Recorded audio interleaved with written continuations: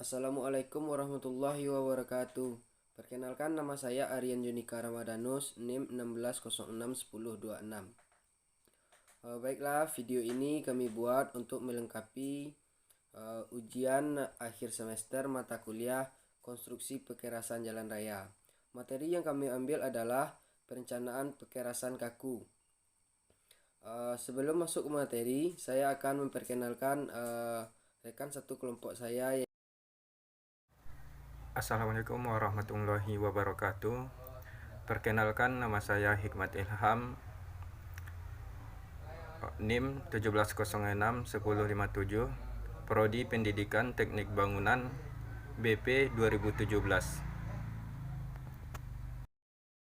Perencanaan perkerasan kaku ialah perkerasan beton semen. Perkerasan beton semen adalah struktur yang terdiri atas plat beton semen yang bersambung tanpa atau dengan tulangan, atau menerus dengan tulangan, terletak di atas pondasi, bawah atau tanah dasar, tanpa atau dengan lapisan permukaan beraspal. Perkerasan kaku umumnya lebih rendah untuk jalan dengan beban lalu lintas lebih dari 30 juta. Pada kondisi tertentu, perkerasan kaku dapat dipertimbangkan untuk jalan perkotaan dan pedesaan. Tipikal struktur perkerasan kaku MJPD 2017. Yang pertama ialah perkerasan kaku pada permukaan tanah asli. Yang kedua, perkerasan kaku pada timbunan. Yang ketiga, perkerasan kaku pada galian. Keuntungan dan kerugian perkerasan kaku MJPT tahun 2017. Keuntungan perkerasan kaku antara lain ialah struktur perkerasan lebih tipis kecuali untuk area tanah lunak. Pelaksanaan konstruksi dan pengalian mutu lebih mudah. Biaya pemeliharaan lebih rendah jika mutu pelaksanaan baik. Pembuatan campuran lebih mudah. Kerugiannya antara lain ialah biaya konstruksi lebih mahal untuk jalan dengan lalu lintas rendah. Rentan terhadap retak jika dilaksanakan di atas tanah lunak atau tanpa daya dukung yang memadai.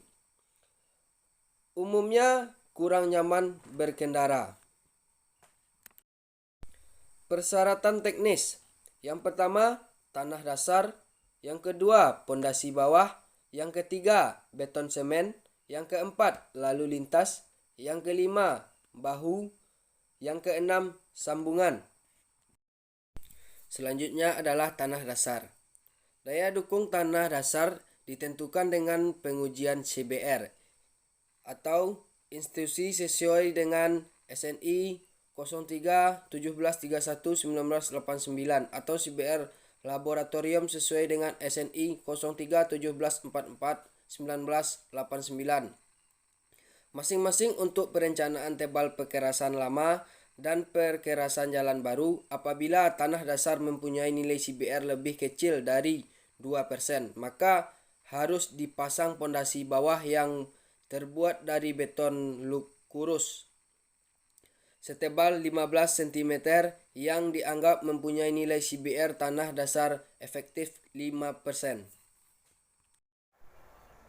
Persyaratan yang selanjutnya yaitu adalah lalu lintas.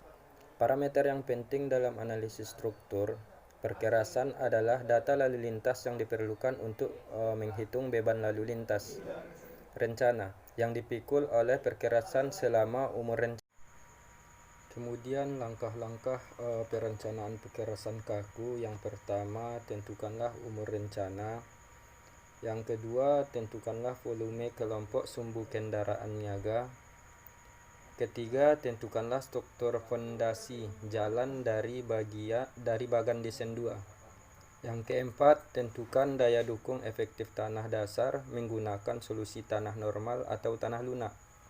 Yang kelima, tentukanlah struktur lapisan perkerasan sesuai bagan desain 4 atau 4A. Yang keenam, tentukan jenis sambungan, umumnya berupa sambungan dengan dowel. Yang ketujuh, tentukan jenis bahu jalan, biasanya menggunakan bahu beton. Yang kedelapan, tentukan detail desain yang meliputi dimensi plat beton, penulangan plat, posisi dowel dan tie-bar, ketentuan sambungan dan sebagainya.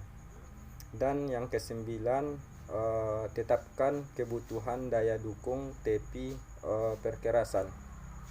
Sekian dari saya.